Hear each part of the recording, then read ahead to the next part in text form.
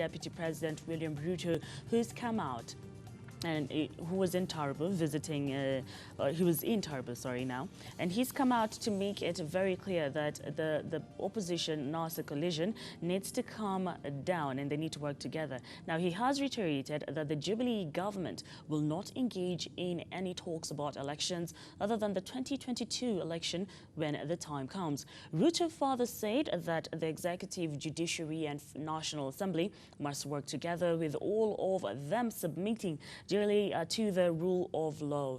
A section of Western leaders, on the other hand, have endorsed Ruto for 2022 presidency. Just take a look. Deputy President William Ruto has put his foot down on matters engaging in dialogue with opposition NASA, citing that only 2022 will give room for another election period and that their competitors should adhere to the rule of law. Tunawauliza ndugu zetu wale wako the other side. They are not our enemies, they are our competitors, but they too must follow the law. We are all subject to the constitution. Kama mambo imekwisha, tumeshindana, tumeshindwa, jameni kwa heshima. There is always another contest. Speaking at a function in Tarbo constituency, Ruto advises that for the next 5 years, the opposition should only look forward to engaging in talks geared towards development agenda. Tuongee sera, tuendeshe mambo ya taifa letu, mashindano itakuja baadaye na Wakenya wataamua. The deputy president has made his intentions clear for vying for president in 2022, urging NASA to do the same. Uchaguzi ile iko ni ya huko 2022. Sasa hapa mjipange katikati hapa. Sisi nasi tujipange. Meanwhile, a section of leaders from the Western Union led by Senate Speaker Ken Lusaka have strongly endorsed Ruto's 2022 bid. You have a good team in Western and we want to tell you, Mheshimiwa Naibu Rais, kwamba hii team tutatembea na tutakuwa pamoja. Your Excellency, nataka nikuhakikishie kwamba tumeimarika na tuko tayari kufanya na wewe kazi mwaka wa 2022. NASA's next move, however, remains unclear as to whether they will proceed with the swearing in of Wiper leader Kalonzo Musyoka or will bow down to pressure to have dialogue with the Jubilee government on matters development. Achieng Ndegwa, Ebru TV. All right, there you have it. Evidence that Deputy President William Ruto has put his foot down very firm and says no elections this year and the next elections will be in 2022. And he's also urging his the NASA coalition to come. Let's discuss matters development, but nothing to do with elections or even sharing of power. Yes, indeed. I have actually watched that clip with a lot of interest. One, looking at the Deputy President's body language and also the speech that he gave in Tarbo. So then I have made out various things from his body language. One is the fact that he's striking a conciliatory tone with the opposition. And could that really mean that he's working towards, working together with them for the purposes of 2022? It's something that we remain to see how it's going to unveil itself over the coming, months and years. Yeah. So the other thing is that I strongly saw the presence of the Senate Speaker, Honorable Ken Lusaka there. And he was actually seated on the immediate right hand of the Deputy President. He went ahead to, speak on behalf of the Luhya community, endorsing William Ruto's presidency. So is he speaking on behalf of the Luhya community? Yes, from the clip there he says so. He says that you have the entire support of the Luhya nation. And what I read two things from that. One is that Kenneth Lusaka is trying to assert himself as the Luhya kingmaker. He's the Luhya kingpin. That's so he says. So he says.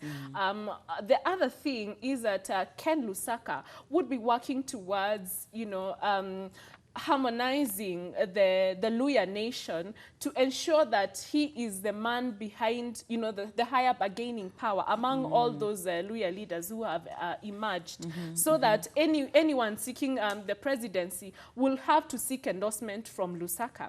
Again, it has also been rumored, from the power circles that the deputy president is eyeing Ken Lusaka as his probable deputy or running mate during the 2022 elections. Again, it's something that we are likely to see playing out, in very strong terms. Again, let us also remember that, it is also said that it is the deputy president again who, was the will behind the campaign of Ken Lusaka as a Senate Speaker. Yeah, and so then he must have had, long-term intentions of bringing Ken Lusaka close to him. And remember also from the voting patterns we saw from the Luhya community in the 2017, is that now the Luhya community is trying to, create a paradigm from being a permanent opposition, constituency, and is now warming up to the government. They produced very many members of parliament and also senators during the just concluded elections who, were in the Jubilee Party. They even have Honorable John Waluke, who is the Jubilee Chief Whip in the National Assembly. So then it sends a very strong message that the Luhya community is slowly, consolidating itself around, the powers that be. Because I think it's something that they have learned that for a long time being in opposition, they have lost a lot in terms of development. And again, it's an act of gratitude to the powers that be, because just before the elections, there was the revival of the Mumias Sugar Company. And, the Mumias Sugar Company has been the economic backbone of the Western community. But on the flip side, in a rejoinder to the endorsement by Honorable Lusaka, yesterday we had Musalia Mudavadi also being endorsed by the Court Secretary General Francis Atwoli. Yes. So again, it's a question of a power play in Western Province, and so now it's a game of flexing muscle. So on one side there is Kenneth Lusaka, and on the other is Musalia Mudavadi, and we shall see how that is going to work out. All right, that is about the Luhya community, which is it's a 50-50 in that community. And if they only came together because they have numbers. Yes, they do. They have numbers. They do. The Luhya community have the possibility of having a president. But due to the rift that is going on, it seems to be quite... it's going to be interesting. We will be following them up and just to see. But listen, though, Alice, it's interesting how we adjust from elections, and politics, 2022 politics is already at our doorstep. Yes, it is at our doorstep because, right now, there are two things we need to understand. One is that President Kenyatta is working on creating his legacy. He is not a very influential figure in terms of politics as we speak. So the person who has taken the political influence is the deputy president. And again, the deputy president was seen, touring different parts of the country. He actually, made it his ground to camp in Western Kenya, Kisii, that part of South Nyanza. So that was, a vote-rich ground for him, and he camped there for a long time. There was the creation of the bridge at Busia, all those. So it is the deputy president who is trying to, create his path.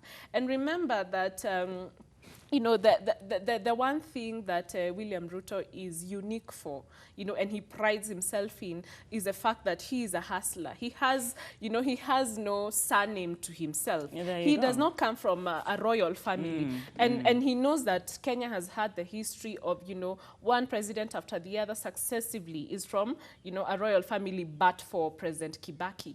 And you see, even for President Kibaki, it took him so many attempts for him to establish himself and even get to the presidency. Rising, falling, attempting, failing, you know.